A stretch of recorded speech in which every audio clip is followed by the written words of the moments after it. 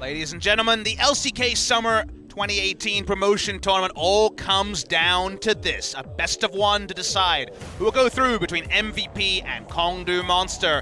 We thought it was MVP, Joel. We were guilty of building into what has been largely an MVP-dominated series until Game 4, where KONGDOO Monster got a big lead. They came close to throwing it all away with a decision to trade when honestly they could have been greedy. The charity almost held them back, but a charitable offering from them doesn't count against them. They can close the game, and suddenly Yujun has his first professional victory, and we're down to a final game. They can potentially still book their first ticket into LCK Summer in LCK history. And speaking of Yujun, Papa, we're going to go back to what we've been reflecting on games 1 through 3. It has been more about teams losing a game instead of other team winning out the game, especially with KONGDOO and MVP. On both sides, kind of throwing away good advantage they had, and they eventually lost out the game. But I feel like Game 4 was the first one where I feel like KONGDOO initially just won out the game against MVP in the end. They were at the losing end of things until the very end, and Yujun comes in with a good initiate with the Weaver's Wall coming from Edge,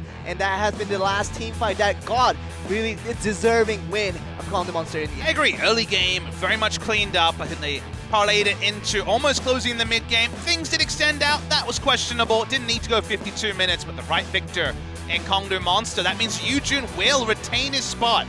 KONGDOO Monster going to be on blue side. MVP with their side selection. Choose red side again. Remember, side selection game 1, 3, and 5 to MVP because they were the higher seed. However, they chose blue in game number 1, and MVP lost on the side they chose. That blue side chose red in game 3, won that. They're back on the red side. We'll see the value of last pick here.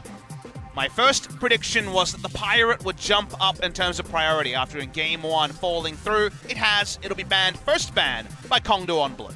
I mean, it's going to be an abandoned of KONGDOO Monster with the game playing there. Doesn't want to really deal with it. Roach hasn't had the best game on their loss in game 3. And the Admiral, AD Demeral, will not be able to run it either. You don't want to give the Admiral the gangplank here with Do MVP. For the last game, you don't want that to be the point of focus here. Kai'Sa's going to be banned again, so really not going to be seeing any siding of Kai'Sa nor the Olaf coming in.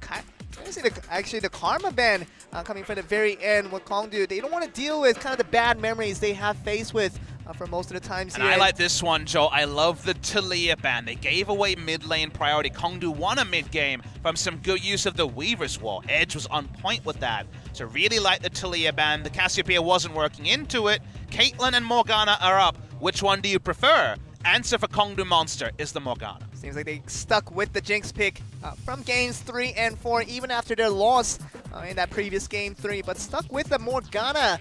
That little addition to the lineup in the bot duo. And we know what's coming, right? We know that Jinx is going to come back again. Why wouldn't you roll it back if you're a KONGDOO Monster? But like you're mentioning, with the Morgana, they feel like they have the answer, and MVP can't give up. The Caitlyn. Now, Yujun is known for the aggression, but the Kha'Zix did not work for him a few days ago. Like we say, a couple of match days ago, in any other match, we'd be surprised to see 3 games of Jinx in a row, but that has been the champion the KONGDOO Monster wanted to run in, and this time Yujun is going to go like for like and take the Sejuani. And no Skarner here this time around for KONGDOO and Yujun. Went with the Zac last time around and did very well, including that last team fight that initiated to win out the game. Killing out Pilot on that Caitlyn, as you see on the other side of things. Been very consistent with that champion as well for MVP. Pilot very successful on the Caitlyn, just pushing until the very end. Has done that in game 3, but really couldn't do that to the full extent in game 4. It's going to be up against Jinx once again. Very familiar faces now for this bot duo now, but going to be Braum brought back again. I want to draw your attention to the fact that for once the team on the red side hasn't last picked a mid laner or a top laner and double ban for it, because the Caitlyn needs to have that extra insurance. If you go and allow Braum Tahm Kench to be banned, you don't like where you're at in terms of support pool. So you will have Max take a Braum in the first round. That means going to be more solo lane bans here, as the solo lanes are what will be selected by MVP and KONGDOO. Everyone gets a counter pick on either side. So far, the Zoe banned away, and you know, effective champion pools, especially for Edge, going to be pretty limited because this team just didn't win many games throughout the season. So interesting to see where they get to as MVP. They agree they're banning mid laners, but now at least the Camille denied from ADD. In addition to the Gangplank, the Camille is going to be the next one on the list for KONGDOO, which means that everything they have faced defeat up to so far. The main characters of those stories are being banned out here by KONGDOO Monsters. Seems like MVP. But they have selective answers, as we do see the Singed being banned out here. And you know what this says? It says, I would really like to play Ornn and have it be safer than it was against Singed. That's what MVP is saying. They're saying they're going to blind pick Ornn at their first pick on red side and then counter pick for mid lane. How do KONGDOO read this situation? Because something like Cho'Gath is a pretty good blind pick for ADD as well. If there is going to be an Ornn ban, they're going to ban the Scions. They're going to ban something even more stock standard. But now the Ornn continues to really stick out. Hasn't been the best pick today, but makes so much sense, and it should be the draft for MVP. Just right now is the highest priority of the top laners available. Does that mean that, with Ornn taken away, all these other top champions banned? What is going to be the counter here against the Ornn? The Gnar is available, so he's hovering over that for a bit. It's not against the gangplank, so it's not going to see the same amount of success potential. Just with the Gnar just holding up to lane is going to be the best it can do, but otherwise, it's going to be the decision maker with very little limited champion pool that KONGDOO has in top lane. You have unreliable choices. I think you're just either Gnar or Cho'Gath, depending on what you put value in. I think Cho'Gath would give them the Baron secure, but Gnar situationally can take over lane. It takes a little bit longer. Ornn's a strong laner. But they do pick it up, and it's time to blind pick mid lane. Will Edge go to one of his old favorites? Flash to LeBlanc, reworked on the live patch, not on patch 8.6. Azir is the tier list blind pick mid lane and would make them insanely strong with 2 threats in the team fight. They take the Azir. Does Ian have us something special? Will he go back to his old school days and visit the Syndra in this must-win game? Or will they go for the lane counter pick? A lot of people love the Vel'Koz. Usually, that is a support pick. Max has played at support twice into the Morgana. It's not going to be a mid lane Braum. This would be the mid lane Vel'Koz. They do pick it. And in this final game of the series, winner goes through to LCK Summer. It's going to be Ian jumping on the Vel'Koz. When everything is on the line, they go with the creative pick of Vel'Koz. And we see Jinx now as not a creative pick anymore. We're so used to it, bringing a lot of success over to Seoul and the rest of KONGDOO. It's going to be a different story, though, for MVP, with Ian picking up the Vel'Koz against the Azir. Just trying to kind of contest out as much as he can in the laning phase and try to contribute with that ultimate and also the kind of the AoE damage you can bring with the Vel'Koz. It's kind of the idea mindset of Ian here, but talking about new picks here, hasn't really worked out until they got a few more games. So with MVP here, relatively new pick with the Vel'Koz, see how it does against Azir and the rest of KONGDOO. It's a big favorite of Crown, this Vel'Koz into Azir, and also a matchup people for many years have said this works really well for Vel'Koz, who largely gets chased out by champions like the LeBlanc that was hovered earlier. The lanes here are very swingy, Joel. It's not the sort of lanes where like, well, of course this guy wins. The papers, they can be crumpled quite a bit. Gnar can lose lane against Ornn when the trades don't go his way and if the ganks come through. Very much tank junglers here with a lot of CC, so no real big takeaways from there, very even. But then Vel'Koz, after 6, has some good all-in turnarounds on the Azir. But Azir gets good wave control many different times. Caitlyn, she's going to be happy in the Jinx matchup. But things can swing. It's double-ranged also for KONGDOO Monster. That means the junglers, and maybe even you, June, can be an unlikely hero. Guys, it's Game 5. Winner goes through to LCK Summer. And unfortunately, the loser goes down to Challenger. So much on the line.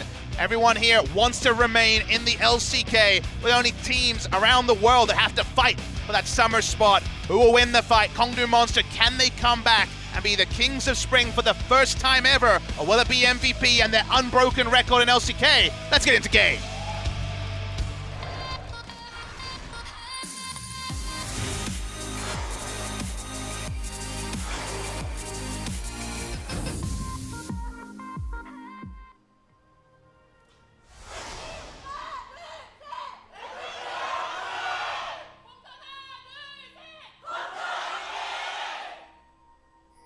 Here we are, Joel. We didn't know we would be here. Very nice crowd, actually, and it's free admission because it's the promotion matches, of course. MVP and KONGDOO Monsters both screaming because they'll be robbed of this chance if they lose. They will not be able to roll over to either the Nexon Arena in Gangnam or here in Sangam at the OGN East Stadium because their team will be in Challenger. Very different landscape to Challenger. We've seen great teams come through there. Griffin, of course, already promoted in this double elimination tournament here, the LCK Summer promotion. they're watching on, I'm sure wondering who's going to be joining them, as we can talk about how 9 teams have qualified. We'll confirm all those details later. Now, we see the race to bot lane. No leashes ever. Junglers are really hard done by in this matter, as people are obsessed about getting that level 2. With the Jinx lane, you can completely understand. We start the battle, and honestly, Joel, it's been so topsy-turvy that we have to kind of watch the first 15 minutes, and only then will we get a preview of who will be pushing forward. And that has been the pattern, really, just throughout this series so far, from games 1 through 4. Basically, 15 minutes. You can turn on mute and still understand the extent of the game, because there really hasn't been anything going on in the early game for most of these series here. You'd say, overall, MVP won the first 15 minutes in the first 3 games. However, KONGDOO Monster were able to turn around Game 2 with their creative Baron takes. Game 4, that was the early game for KONGDOO. Turned around, MVP almost closed it. Went the way of KONGDOO. So largely the best predictor has been the early game in this particular best of 5. As I mentioned always, we have a singular meta showing up, and the Karma priority was one. Here's a mid lane gank. Flash coming in preemptively, but they're that's really not going to going do for anything. it. And the Vel'Koz misses out the knock up here, and that might be enough. But Beyond is going to take the last turret damage. That will be in just enough with that auto attack in the end to get the first kill. And you see, the Zac here skipping out on the blue, going for an immediate level 3 gank after taking 3 camps, and that will be good enough to surprise out Edge and the Azir coming from KONGDOO Monster. It was a little bit cheesy, Joel, but the timing there was perfect. There was no dash available for Edge. He was level 2, I believe, as the gank started. And even though the all-in involved a missed E, the heal giving the movement speed, another red buff tick, enough to pick up the kill. Suddenly, the Vel'Koz has an advantage. He didn't even have to use his flash to get it. We mentioned that Vel'Koz usually takes a little bit longer to be able to shove the wave. You want 5 points in your W, maybe 4, so maybe level 7, and the ability to all-in with a life form disintegration ray to truly take over the lane. It might happen earlier, as now Edge a bit exposed with no summoners. As you see, just using that extent of his vision right now, where he was right at the mid lane, just above the waters. Right at the end where definitely the Azir could not spawn him out, and the last 16 shot, although a level 1 proc, still good enough to surprise out Edge. He couldn't react in time, he even used the flash preemptively. Just another gank being attempted here, maybe. Certainly trying to work through his frustration being in a best of 1 for his LCK life with a lot of ganks, and I can appreciate that's a bit of catharsis if you're able to pull them off. And for MVP, if they were to lose here, again we have to consider, as we'll hold the narrative point for a moment, as it's a bit optimistic. I'm going to try it anyway. Trying to waste time here, just getting a little bit of damage will be good enough for these guys, but Joel, last spring, they finished 4th. They went to Rift Rivals for the LCK to represent Korea. And a year later, they are 1 game away from being relegated with no true change in the lineup. If anything, the one change they made them stronger, with Pilot coming in at AD carry. So for MVP, the strongest team ever in terms of win-loss to actually face in this tournament. They came in with 13 game wins in a stacked LCK. It would be a huge surprise to many people, including their fans, for them to lose, but now it's only about that single game, Joel, and that's why we see Beyond trying to make things happen in the early game to justify MVP's spot in the LCK. Everything is on the line, and they do go with this Vel'Koz, hoping that is the answer against the Azir and their key into going into LCK Summer, not going into Division 2 with challengers, as you do mention. But it's important for MVP here.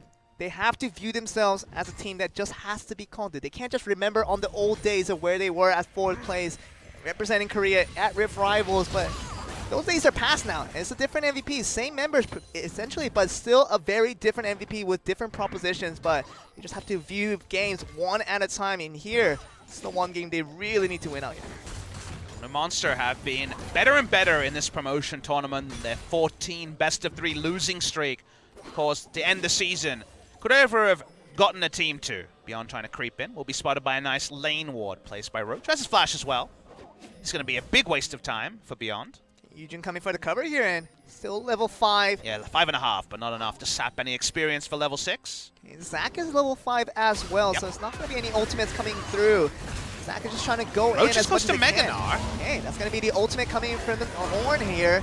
It's really not going to relate to anything beyond just going down to low health. Roach maybe able to flash in if he can. Misses out on that rock here. But Mininar will give him movement speed. They're probably going to get at least ADD. Edge coming in as well. The mid lane is coming through, and that's going to be a kill coming in for Edge as well after dying once. Nice interrupt on the last shot. Beyond's dead too. Okay, that's going to be Yujun. Very nicely done for the second kill coming from KONGDOO. Oh, the price of a ward, Joel. The single ward allows them to bait it in. Yujin with the great interrupt gets the second kill. That was looking really difficult. After all those early ganks, the wind was in the sails. The wind is being extinguished, Joel, and KONGDOO Monster could pull off the heist and get back into LCK Summer. Talk about cost versus reward. A free ward can get you so many things in life and gets you 2 kills.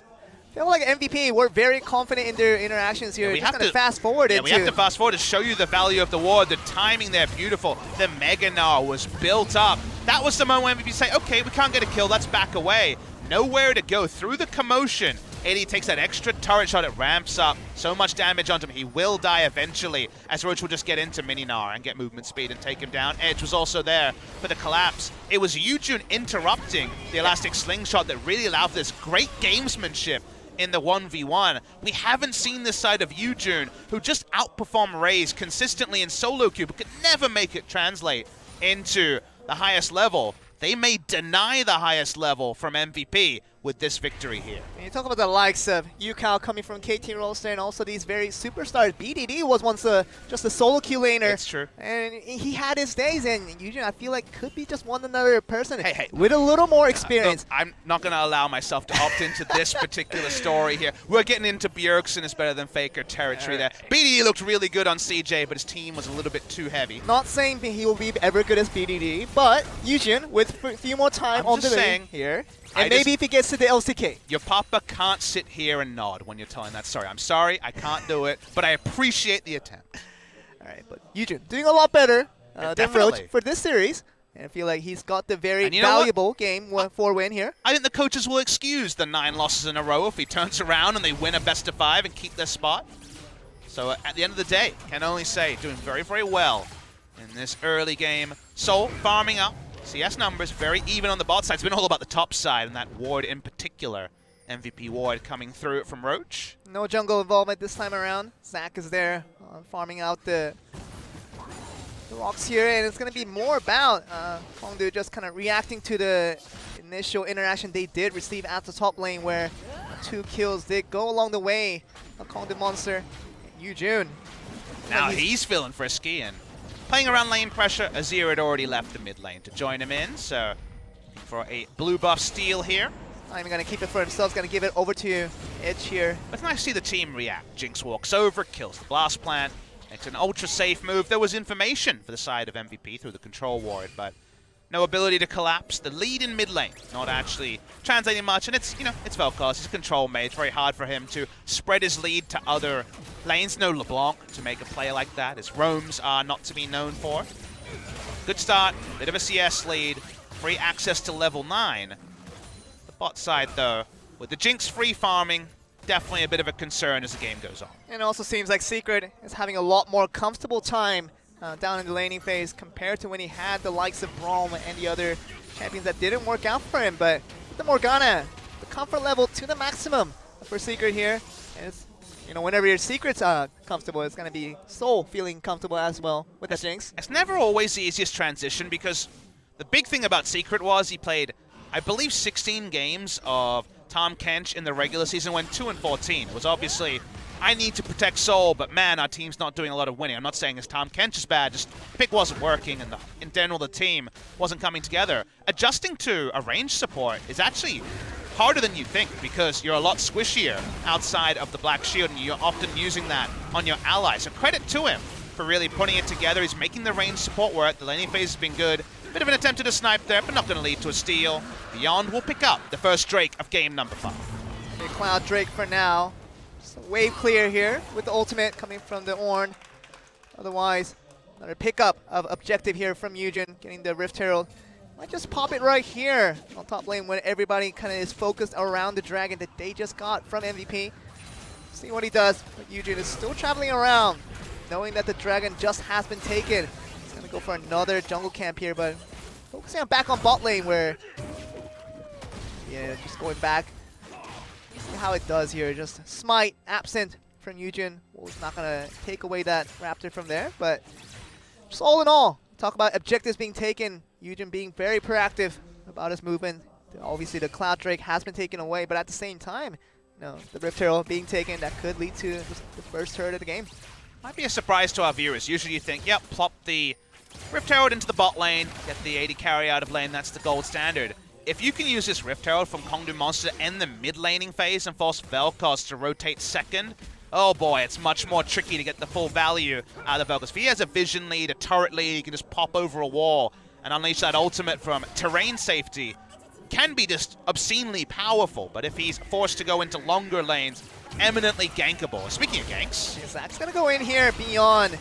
Gonna have the just putting him together, but it's not gonna really lead to anything with the Black Shield. Very successful, keeping Soul very safe for the time being, and doesn't really even need to anything. It seems like Beyond wanted to invest in ultimate if that went through, but when your first skill doesn't connect, you just don't feel optimistic for the second one out. So the interaction there was flashing to get the head knock and trying to kill the Morgana.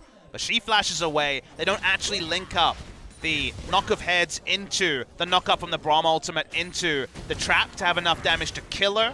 So she ends up getting away. So a lot used by MVP. They come away with nothing. Bit of harassment hold here in top.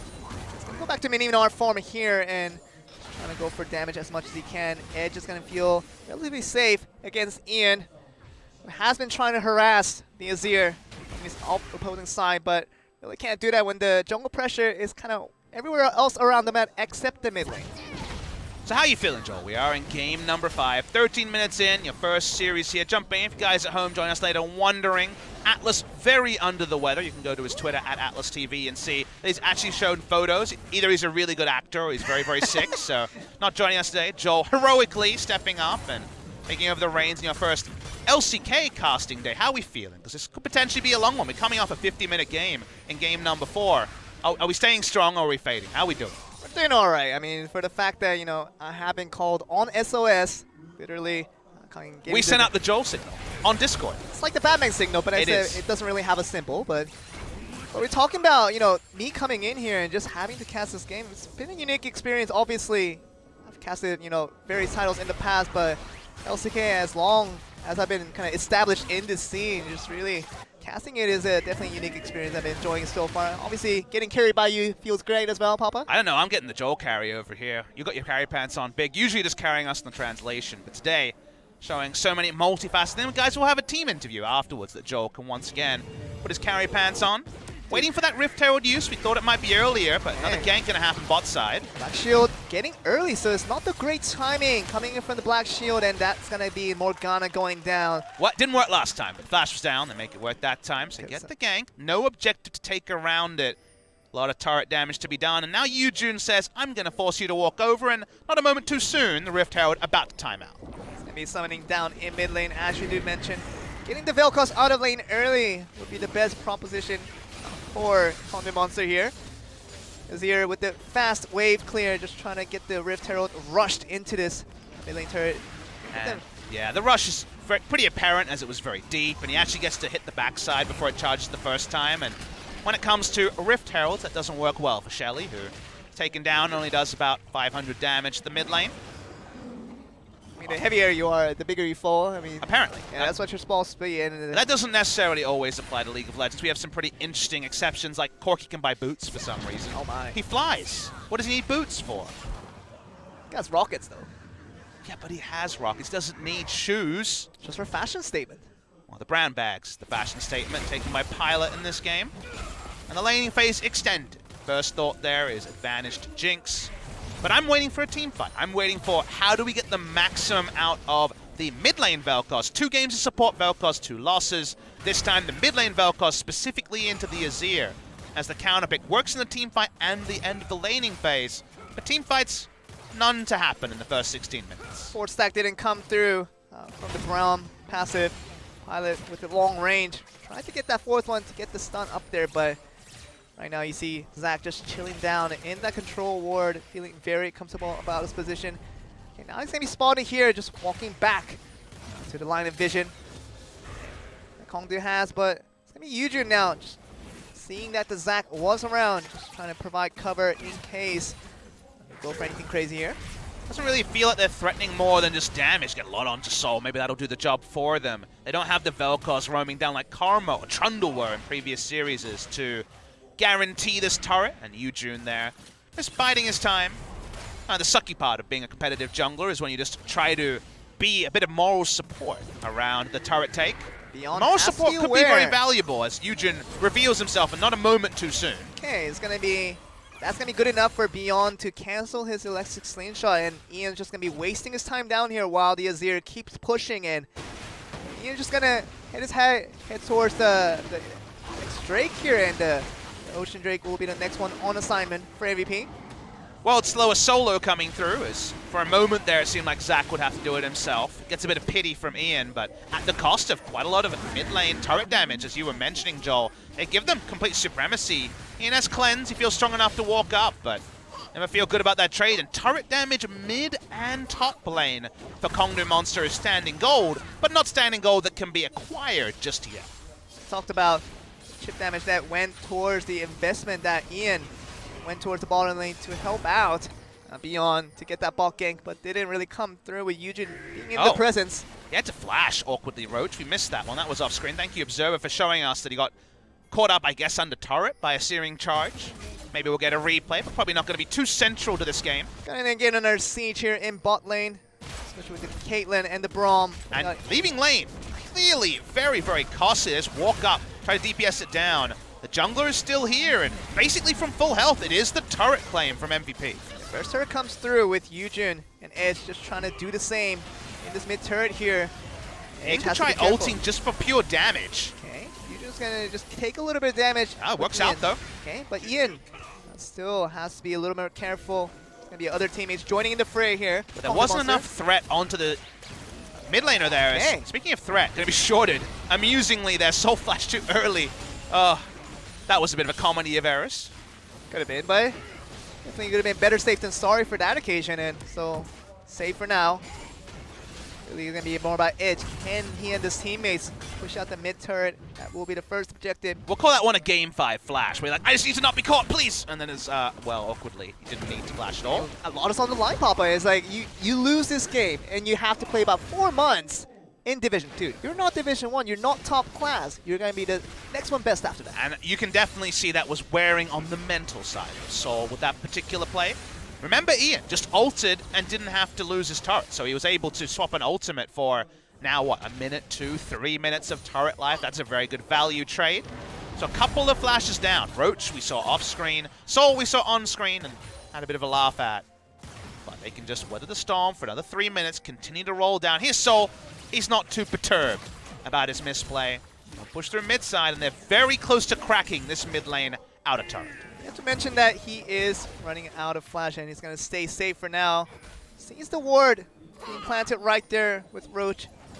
Whereas the evidence call here, and Edge is just going to put down the control ward to clear that one out. It's going to be more about the first 20 minutes, very similar to the entire series that we had with the 4 games previously. No action. Nothing really significant to change the tides of the game, but more about what you can relate to the growth you have kind of gathered for yourself, kind of implemented for the first 20 minutes. How can you translate that into bigger objectives that both teams have shown so far? You need to be more clear. We know there's only one big objective that decides this game. The Baron is the one that has decided both the wins, I would say, for KONGDOO Monster. So the Baron play, it's not going to be as easy because we've had at least 3 out of our 4 games have been 3 turrets go down and a Baron is taken. Not always for the team that has the 3 turrets, but the longer map state is what has led to that Baron. It's a shorter map. It's only 1 turret taken by MVP in the bot side. So access to Baron, frustratingly for KONGDOO in particular, a little bit more limited right now. It's getting clustered up here quite a bit, and MVP wanted to take advantage of that, but it's going to be KONGDOO Monster just reactingly just gets out of there. It's going to be no problem for now, and Soul and Secret just going to hop back onto top lane. Our Roach is here. Gonna chip out basically the full health of the bot turret as we stand right now. Roach has decided he's killing ADD with the build he's gone for, copying Sword, and we also saw from Zatai yesterday, going for the Rage Blade second on the Gnar, makes him much stronger in the 1v1. Escapes the gank right there with the Azir. It's very tough to gank when you definitely have that escape tool available.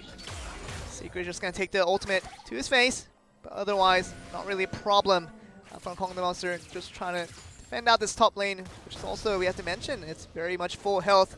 Caitlyn and the team just wants to chip it out little by little as the lanes keep progressing.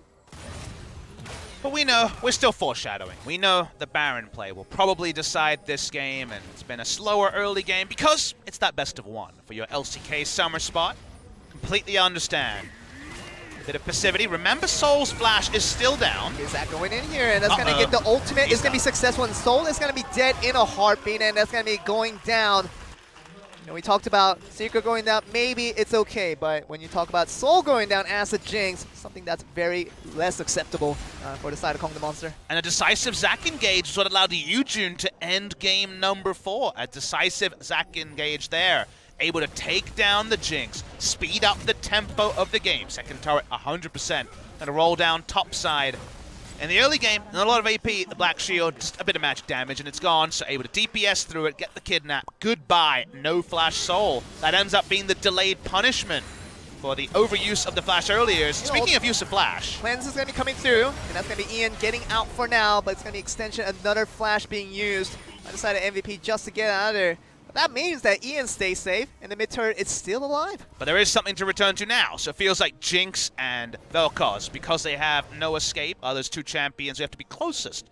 And expecting the summoners, that one I can appreciate, is Flash to get away from a Flash Streamer Shuffle from the Azir, and just flashing to safety. They get the turret topside. KONGDOO Monster trying to create a zone of control, because they were, of course, just weak around this area. They just lost a turret here. But they're trying to make MVP go somewhere after MVP has taken the control of the game in the past 5 to 10 minutes. See the KONGDOO Monster, the movement here is making the MVP squad react. How they are trying to just knock off the top turret here, but Ian, very efficient wave clear here to get that down in. We kind of harassed the efforts being made by KONGDOO Monster on this effort here. ADD is going to be looking towards the Infernal Drake, just kind of call down his teammates to help him out on this occasion, because he can tank it all day, but the damage needs a little help on that one. He's soloing it, which is mostly just to make it mean it's lower health when his team walks up. He's definitely not going to finish this one off. They already had the first Drakes of the game. They got the in-try track on this one. KONGDOO Monster see an Infernal. They want to fight for it. They're going to be late. The bot lane control coming in from MVP makes that Infernal Drake take a little bit easier on that occasion. That means that Soul and the rest of the team... Oh, Secret, you're so squishy! Hey, Soul is going to be right here. He can't be caught out. Secret is still alive, surprisingly, but Soul's going to go down again. The Jinx going down is a bad news coming in from KONGDOO Monster. Roach is just trying to abandon as much as he can, but it seems like MVP, after getting that pick and seeing the Gnar in bot lane, just going to head towards the Baron and possibly look for a sneak one. Now they have Azir. They also have a mini Gnar to run around and harass. He's teleporting early. They're starting the Baron here, but with Azir damage, you're never sure if they can complete it. It really is a very slow Baron take for now. Just going to back away from it. Going to take away the teleport coming from the Gnar. So Roach had to abandon the bot lane just in case. MVP were going to be just kind of cheeky in the ways of taking away the Baron. But with the red buff, take out the mid lane first turret here. It's going to be the first turret in this game for KONGDOO Monster. So Roach trying to do what he can to be efficient to make sure his team stays alive. But I think the Baron hasn't gone through so far, so other than a kill with the Jinx, there really hasn't been anything else for MVP moving forward here. They can't really improve their game state because Baron against Azir and a pretty full health Roach was not going to happen. They had a teleport. That part feels pretty good. We noticed that Roach went the Rage Blade's completed now. He's very good at the 1v1. We saw Nara versus GP going Rage Blade. Against a tank, it just means you're going to be proccing the Hyper every half second. You're going to feel so good about that. Just 2 autos once you stack up the passive on minions. That's usually what happens. Stack it up on the minions, then turn onto a champion and get the 6 stacks and the full value out of the Phantom hit. So it's going to be able to DPS down AD very quickly. However, AD's ready and locked and load to go to teleport out of lane and make the big play. Let's see how that Orin TP goes. As for now, lane assignment puts the top laner's bot side and Vel'Koz pushing it top. Hoping that Vine does connect onto Pilot, but it keeps going onto Max, which is not the target they're going for here. But KONGDOO Monster going to split up into the 4-1, same as goes for MVP. It's going to be Gnar and Ornn in bot lane just fighting it out. As the other 4 members just trying to get picks as much as they can. Secret just gets away For the skill shot coming in from Velcons. Very tricky to take down this turret. Very good ranged wave clear from the Azir. They have a double control ward just to ensure they can throw a Dark Binding and interrupt. On pulling back. Remember TP advantage for ADD as you're going to get to. Baron's still very healthy, and I think KONGDOO Monster are pretty aware that they're looking for a turn here, MVP. Roche just trying to run up the hills here, trying to get to the Baron as fast as they can. Baron's going to be teleport coming in. The one are we going to 50-50 for the LCK Summer? Okay, Eugene's going to be right here. He can't walk in here, and that's going to be him going down. Braum got it. Braum got it actually right, and it's not going to be a smite battle that ended everything, but Orange is going to be using the ultimate to knock Soul up, but I think MVP is going to be feeling very happy about the fact that he still misminded, but got the Baron even without Eugene pretty heavily contesting it by going in with the Q. Beyond smited too early, and then Braum damage got it. Oh boy, that was close. KONGDOO Monster, they got MVP out of position. It's going to be a single turret. They'll back away. Baron buff worn by MVP. Their operation, break the base. Those outer turrets. Time for some inner turrets for MVP. We talked about the wins going for MVP. Went towards getting the Baron buffs when they needed to. And fortunately, the games 2 and 4, the one they lost out, was really due to the Baron buffs going against their way as well. So seemingly, getting the Baron buff here is a feel-good moment for MVP. Actually missed it. Smite that time. That's why they had that smite interruption. Change to exhaust. They backed. They're pushing through here, MVP. Exhaust will be up later. They take the inner turret. They swap inner turrets out. MVP, have they created a lead? Have they got enough to actually close this series? I mean, against KONGDOO Monster. Pushing in, pushing in. ADD puts together a Warmog for all this. Baron buff still for 2 minutes. This is a Baron buff power play, Joel. It really is. A second turret going down in the top lane will mean the end. The Initiate coming in from beyond here. It's going to be taking a lot of damage. Might go into the bloblets. Bloblets for now. The Ornn ultimate just trying to zone them away from killing the Zac.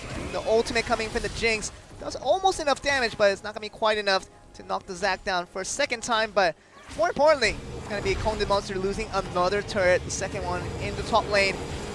Talked about the good wave clears coming from Jinx and the Azir. Really not effective when the Baron buff is on those minions. Still, at the end of the day, it's a Baron buff and your base hasn't been broken. So there's not the ultra worst scenario for KONGDOO when it comes to the full value out of this MVP Baron. Looking at items, a lot of parity. Pilot with his 2 kills is a Zeal completion ahead and a QSS ahead of Jinx, so definitely has a lot of power loaded there. For once, no Zeke's Convergence on his team. Only Zeke's Convergence on the side of Eugene. Otherwise, Azir, Velcos, they're loading up. MVP pushing through the bot side, trying to take the last easy turret, which represents the final inner turret of the game. Soul, the rest of the members, KONGDOO, kind of reacting to the fact that they're just trying to extend this Baron play here with MVP, with Pilot just pushing in relentlessly, and they can't do anything much about the second turret. It's going to just react back with a turret of their own with the Gnar in Mega Gnar form, just trying to answer back as much as they can. Gonna force the recall coming from the members of MVP. So, like I said, they lost some, but they haven't lost the majors when it comes to the inhibitor turret. They're still fully alive. Right decision for Roach to stay in the sideline. He hasn't built team fight. He's gone for the Rage Blade, so he does have turret threat. So it makes sense to double down on taking something. The Gnar being there wouldn't have changed losing it. Inner turret. They give away all the easy objectives, means the second Baron will be the ching moment if MVP are able to pick it up. Hell, could mention also that getting the Elder Dragon to spawn looks pretty happy. If you take it now, it will spawn around the 36-minute mark. Gathering Storm, always information want to show over to the viewers. Azir actually took the Scorch for laning phase. Does mean there is a Gathering Storm advantage on the side of MVP. Edge basically soloing down. The next Drake here, and it's going to be in the Ocean. The first one going over to KONGDOO. Out of the 4 Drakes that have appeared so far. It's going to be more about MVP here. Really not caring about the little objectives they are losing. Kind of exemplary with the Ocean Drake, but they're more focused on getting the turrets as much as they can. More importantly, trying to get the inhibitor turrets. They can't do it at all possible, but right now, the Pilot and the team just trying to rush forward with this. They still have to be a little cautious, especially with the Gnar still split pushing left and right. And also, Joel, we have to remember, Game 4, they got him back enough in the game to make it a one-fight game, and KONGDOO Monster won that fight. Consider, Azir Jinx are at 3 items. There still is certainly a one fight that is won by the side of KONGDOO Monster. I know that's confusing to say, but one team fight can definitely be won when you have Azir Jinx as threats and so much CC. on the side of KONGDOO Monster. There is certainly something that can be said about choosing your objectives. They've got great forward vision to try to find a catch. Speaking of catches, MVP at bot side, they just want to chase down Roach as a team. Seems like KONGDOO Monster are putting their covers down as well. Roach might get out. He's going to use a nice flash, needing a black shield. But whoa! Wow. Well, that's deletion there. The death cap finish. Ian catches Jinx in transition between lanes. Jinx was going very aggressively. That's a straight up solo mistake from Soul. Roach made a great play to get away because he baited away the prediction ultimate from Max and got out. But Soul giving up his life is arguably much worse than the Gnar going down. 25 seconds left on the clock for the Jinx to come back into form, but this might be the best chance for MVP to get their attempt onto the inhibitor. Talk about Azir and Jinx being the main threats and clearing the waves. Try to do it here without the presence of Jinx. They can make it a little bit easier to do so. It's going to be taking a lot of damage. He does. Just kind of underestimates the damage coming out from the turret, and going to take a lot of damage. Pilot's going to be going down as well. If he gets that volley, re-engage! The edge goes down, so the second damage potential coming in for the side of KONGDOO Monster going down as well. So it's a 1v1 trade in this mini scenario. It's going to be Jinx coming right back. Can join the team fight if there's a re-engage. Who's baiting who? These fights are so close because the AD carries walk up and people's life bars are deleted. Able to get the kill there because Edge walked up to poke after getting a single kill. Took a couple of autos and some CC and died incidentally. MVP, take a deep breath. They do not break the inhibitor line. They also give away early Baron control to KONGDOO Monster. Getting closer and closer to that fight. Another BF sword. This time, I don't think we'll see Soul walk into melee range of the Vel'Koz and give up his life as tribute. Speaking of Barons, it's going to be 35 seconds before we see it reappearing to Summoner's Rift. See that back. See Roach just trying to get all the minions he can, get all the extra gold before he joins in his next team fight. I imagine a 5v5 scenario will open up for the two teams really knowing the importance of Baron in this particular series. They're going to just highly prioritize. Oh, no, that's a... Pilot Fat Fingers, the Mercurial Scimitar, not ideal. That's going to be on a cooldown for a couple of minutes here. In case Yujin gets the ultimate onto the Caitlyn here, that's going to be a different proposition that they wouldn't have gotten. And we're getting some of those reverse clutch moments. We talked about Soul's flash early in the game. Nervous because it's a game 5. That finger there comes through from Pilot. 80 carries making a couple of boo-boos in this series, and the timing couldn't have been worse. It means he will not have Mercurial Scimitar for the next minute or so. Problem is, MVP members know that the Mercurial Scimitar is gone, but KONGDOO Monster did not see that in action, so... Does affect positioning on the side of MVP, though. That's the thing is, sure, you now still respect it from KONGDOO Monster, but does affect the mentality of the side of MVP, and it's a bit of comms you don't want where someone's apologizing for pressing the wrong button. Return to live, though. Side waves, they're pretty equalized, which means we're all about the 5v5. There was never any doubt. It's the promotion match. Oh! Goodness, just one passive stack from the Vel'Koz is going to be enough to get out, and the edge going down low. It's going to be a signal for go button. It's on a ward as well. For MVP, and they just don't care. They just want to get the Baron as much as they can, and Secret's going to go down, and really is about Baron being taken quite easily from the side of MVP. So a sign of importance that we have kind of emphasized through the Baron. They're back at it again. MVP gets the second one of this game. It's those solo mistakes. You have one, now you have one. Edge was actually backing on a ward, so they had 100% info that he was going back. That just gives up a Baron. One single chunk, and Vel'Koz and Caitlyn up to the task of chunking. Just people going back to base leads to the second Baron here for MVP, and they're going to have Baron while the Elder spawns in 1 minute. A 3-stack Elder, no less. MVP in control. Hasn't always meant everything. The 35-minute win control hasn't always meant the team victory. MVP, they feel like they're ready to go. Summoners going to be up on Edge and Soul. If KONGDOO Monster can make this an even fight, that's already something. They do spot ADD walking up. One's going to be coming in from the side. The ultimate, I imagine, will be ready, but it's not going to proc it right away. The 4 members are a little bit distanced away from the rest of the members of KONGDOO Monster. The Ornn going to be propping now. The ultimate, and then the ultimate's going to be propping from. Sneaker's going to be going down. Vel'Koz almost gets Morgana in a single ultimate charge, but escaping just in time. Secret just has to run back to base. No time for recalls there, but be about KONGDOO Monster without the Morgana. What can they do? if MVP decides to rush forward, but it's going to be MVP just retreating back. And we talked about this so much when we had Vel'Koz with Cleanse as a counter pick to Morgana support. There is no worse time than a Morgana having to deal with Vel'Koz. She just can't get in range. She gets outranged, and the Black Shield has no value. Elder has started. 1 minute 50 left on the Baron. It's going to be purely about combat stats here. See how KONGDOO Monster approach. Most of the members are KONGDOO Monster are here to kind of contest this Elder Drake here. They And don't the want to smite lose it. finger hasn't been the best. We do not have double smite this time. Only beyond with the smite. It's going to be right here, KONGDOO Monster. Can they? They got a can't miracle really here. pressure Ian. They have a ward if he goes around the wall. The Elder's at 2,000. It releashes.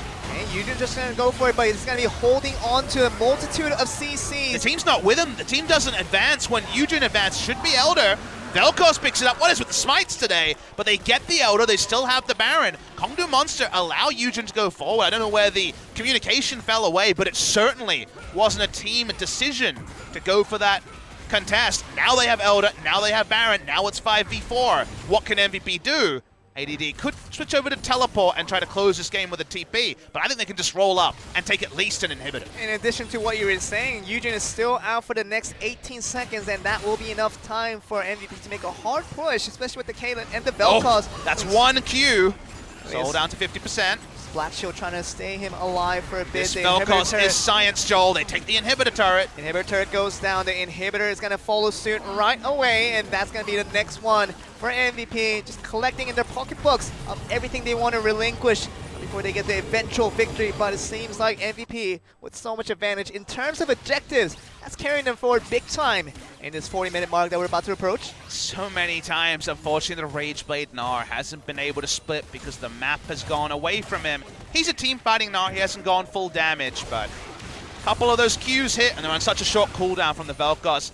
Health bars are gone. They're completely gone, and that is a pretty damn sweet hat that Ian has on here. The Ornn upgraded hat he is wearing. I forget the name. I'm just going to call it a pretty sweet hat, and a pretty sweet hat means no health bars on the side of KONGDOO Monster. MVP continue to push. They know the siege with Caitlyn is what they have made this game about, and Vel'Koz pretty good in the siege too, as we're learning. They push up. They're threatening all in. What will KONGDOO Monster do? Now's the time for a super play on their side. And Eugen just trying to block the body shots coming in.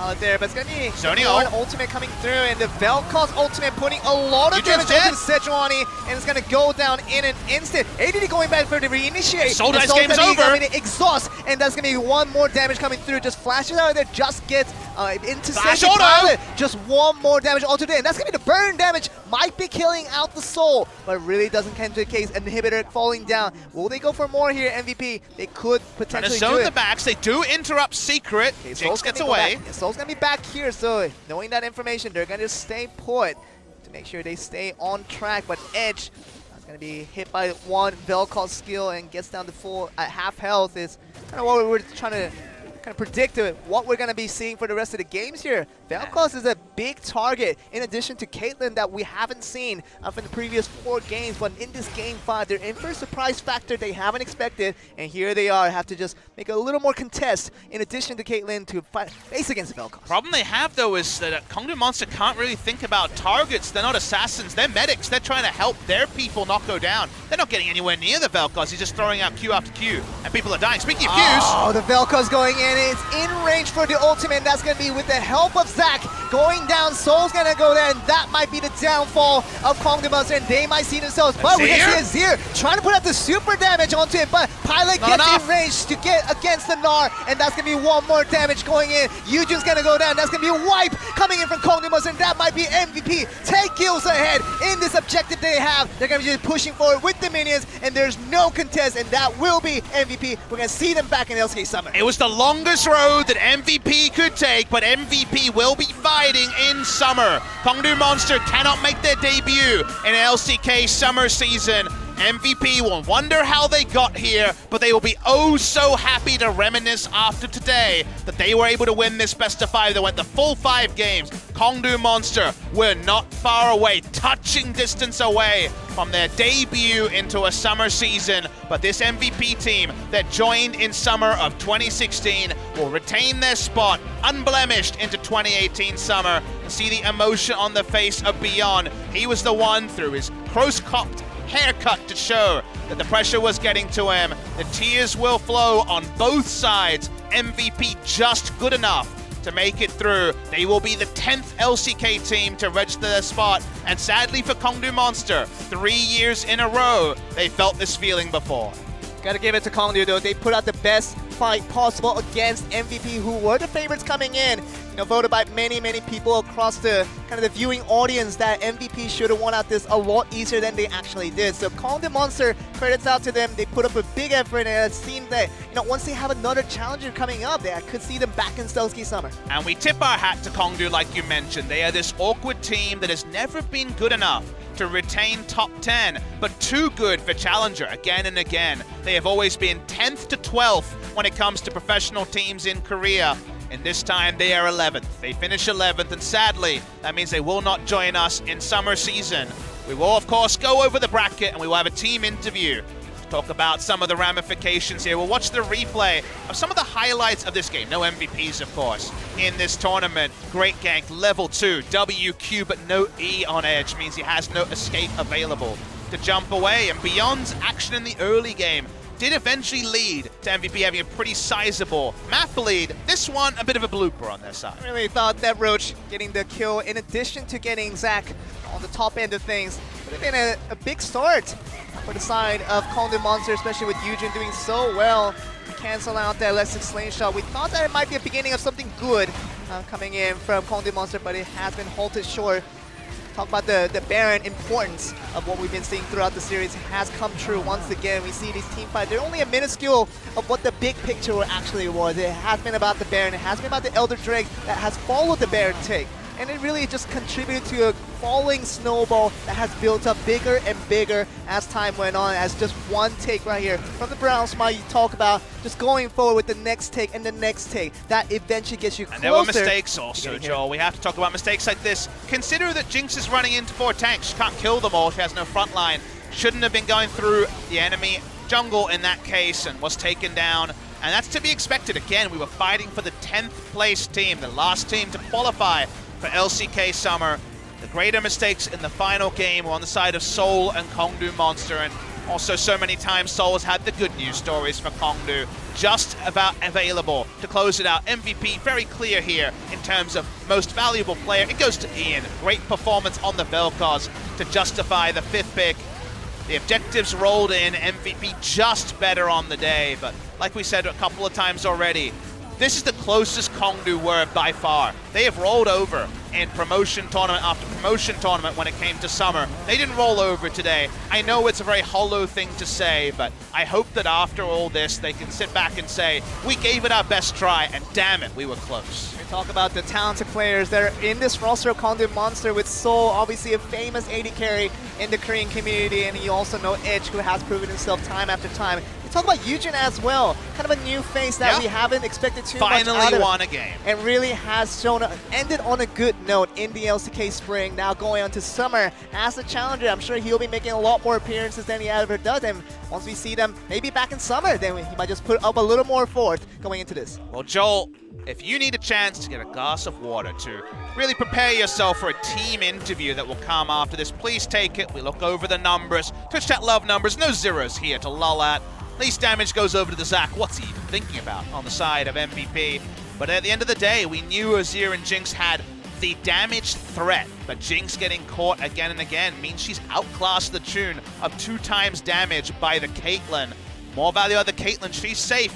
We mentioned that in Game 4. Jinx might do more theoretical damage. It didn't translate in Game number 5. And my sights really does go to Ian, really does. You gotta talk about what he has done from Karma. You actually need to do the talking. I get to send it to you, and you're actually in person. I'm sending it to Joel right here for the translation. Back to translator mode with Joel Sofian here with the translation. Very last one of LCK Spring. Here I am back again doing double duty for you guys. In addition to casting, we're gonna talk with MVP on their return back to LCK Summer, see how they feel about their victory.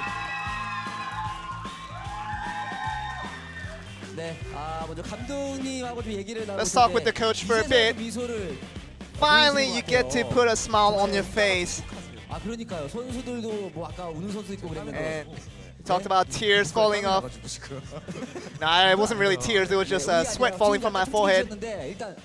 승리하셨잖아요. You got the win. 잔류하게 되셨습니다. 소감이 어떠십니까? How do you feel about returning back to LCK? 진짜 너무 힘들었습니다. 정말. It was so tough, and it was something really we lost confidence along the way. 출사표에서도 뭐 너무 힘들어다 다시는 오기 싫다. And you talked about the comments being made before the game. You said you were very underconfident about your team's retention into the LCK. 일단은 뭐 승강전에 떨어지는 게 확정되고 I mean, first of all, in going to promotion, that confidence level already goes down from the confirmation that you do go to promotion, that you have to play additional game just to retain your spot in the LCK. 이게 저희가 올라오는 승강전도 해보고 But really, we talked about 내려갈 수 있는 his promotions that got us up into LCK, and we talked about promotions that got us back down, and we experienced both aspects of the game. And 승강전 경기장에 오면은 공기가 엄청 it just feels like the oxygen is a little more heavy. The airs are harder to breathe when you're in the promotion tournament. Every moment was really tough, and if we ever return to the promotion, I feel like our attitude will be different that time around. 그런 상황이었기 때문에 심리적인 압박이 훨씬 더 많이 느껴졌다 이런 말씀이신 것 같은데 오늘 뭐 경기 앞서서 그래도 And just 선수들이 going on to the matches, 이야기가 있었을 것 you 같은데 talked with the teams about your players. 오늘은 절대 경기 중간중간 피드백할 때 혼을 내지 않겠다. We decided that we were not going to be angry. We were not going to be feisty about giving feedbacks during the game. We were trying to stay as nice and stay as mannered as we provide the just the essential feedbacks and nothing more than that to get the players angry in their perspective.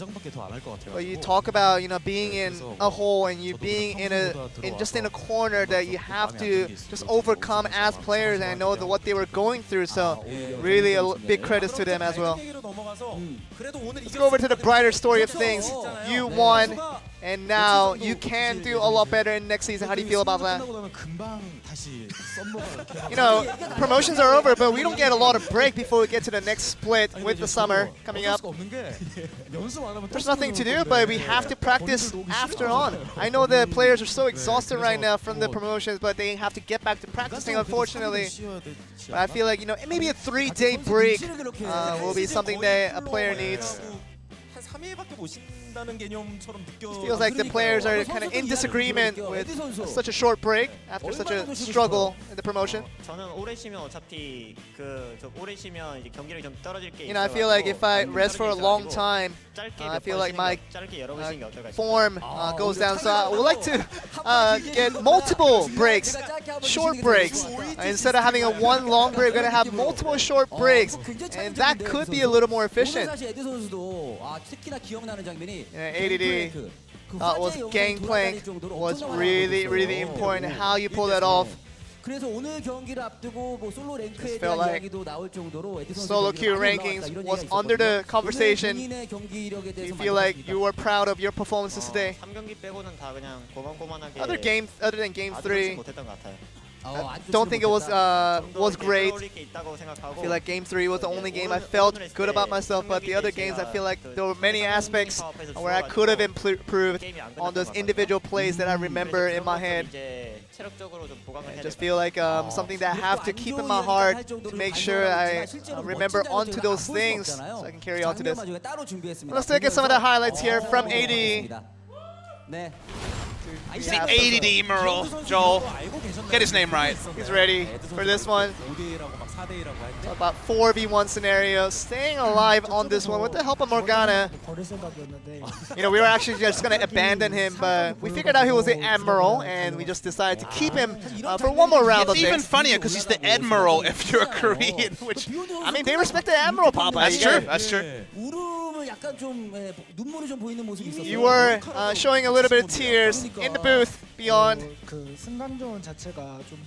The promotion itself is such a struggle in itself, and the individual pressure that I felt for myself as a player was quite big, and something that really had a hard time struggling through this. But the fact that we overcame it in the end was kind of a happy moment for me that got me on the tears. And a lot of people, we talked about beyond going into monk mode with the shaved head. Why did you decide to do that alone as a player instead of all together as a team? For me, I just wanted to just cut it off. And people feel like, you know, when you do have a lot of depressing thoughts along the way, but I feel like I want to have a new insight into life. I just shaved off all my head. You know, but people did say that, you know, he was gonna be it's gonna be showing a good moments when I do shave my hair. I wonder if he's gonna keep that promise. But I wanna tell that, you know, nothing good has come my way with shaving my head. Other than the victory, of course, Papa, but we're going back to why he shaved his head, but more importantly, he's back. Wouldn't he have felt sheepish if he didn't shave his head and didn't make it back? There you go. Now every promotion series, the hair is straight off. Whatever it takes. We saw with the Jinner agreements, we're bang back. We're going on with the interview still. You did have a lot of mixed emotions here with all the spectacular performance you showed today. It was really tough for me. And, you know, a lot of losses along the way. And a couple of wins along the way, it feels. But I feel like I wasn't the superstar in this series, but I feel like I was happy that everybody in the team contributed to the victory here. And what are the kind of the thoughts that were going through your head as you were just kind of approaching this series?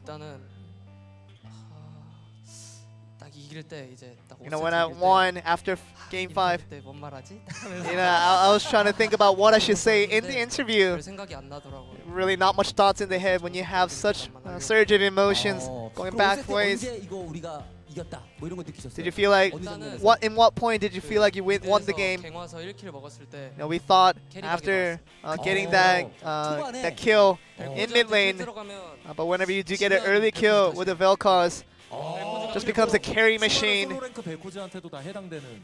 just feels like it's been true in solo queue, and it's true in competitive play that one kill early for Vel'Koz does get me a lot of strength to carry. I think Soul can concur on that one. He found out about that real bad. I found out in my goal status as well. Calm down there, Joel. Going on to Pilot here.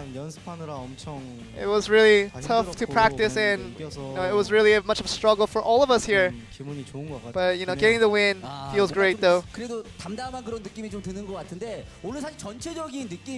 We felt like today's matches today and all the matches were kind of a long run, extending into the end. Felt like the pressure was really on the ADCs of both sides. You know, I had confidence going into this one, but I felt like, you know, even in the late game, I felt like I was gonna win out the fight. And the fourth game, losing out, which cost us the game. But it definitely scratched up my mentality, and losing that game 4. But I knew I was good. I knew I was confident, and I could press that forward to getting the win. So I was really good at getting the win for our team. You did succeed in the retention, but anything you'd like to say in your mindset going into the summer split? You know, going on to the relegation and going on to Division 2 is something that I hated more than death itself, so I'll make sure I'll put my effort in so that I will never return to promotion once again. Let's have a talk with Max as well. You're here, you're back again. How do you feel?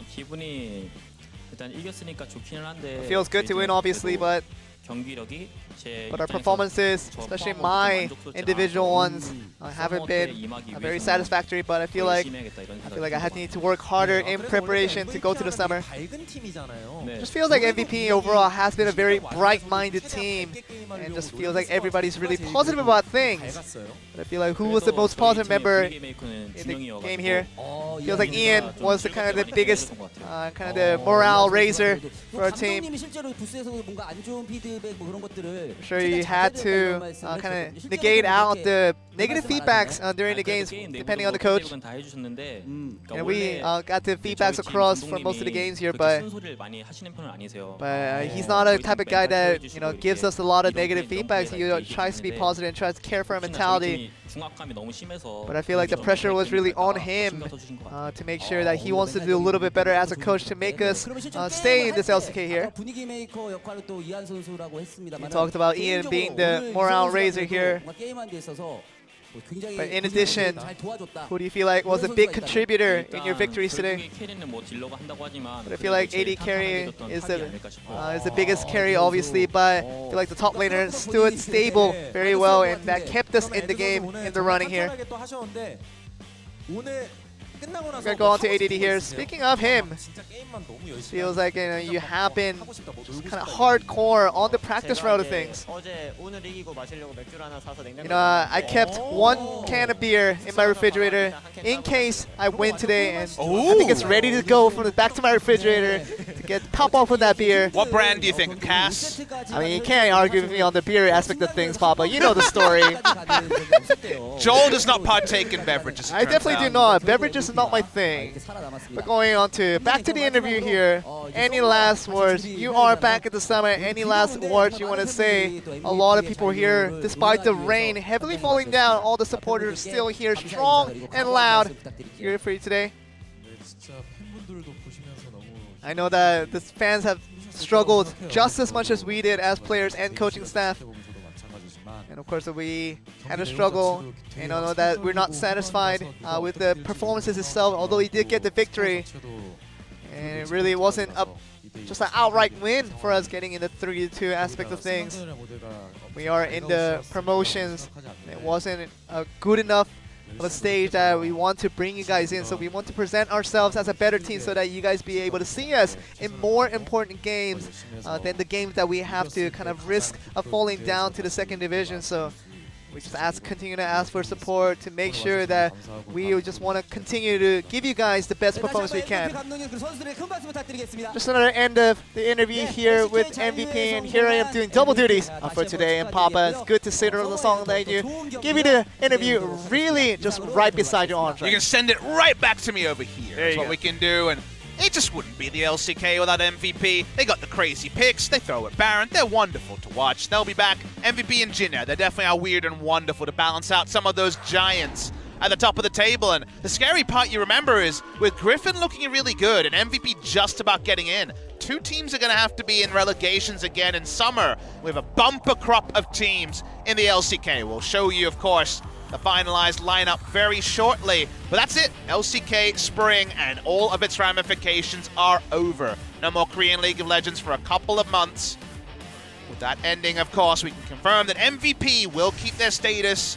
Here we get the teams. So MVP and Griffin, who got through in the winners bracket, are the teams through. Sadly, KONGDOO Monster and Ever8, both of which were in the LCK very recently, will not be joining us. They will be jumping down to Challenger. Will KONGDOO prove to be once again too good for Challenger and join us in our summer, I guess spring 2019 promotions?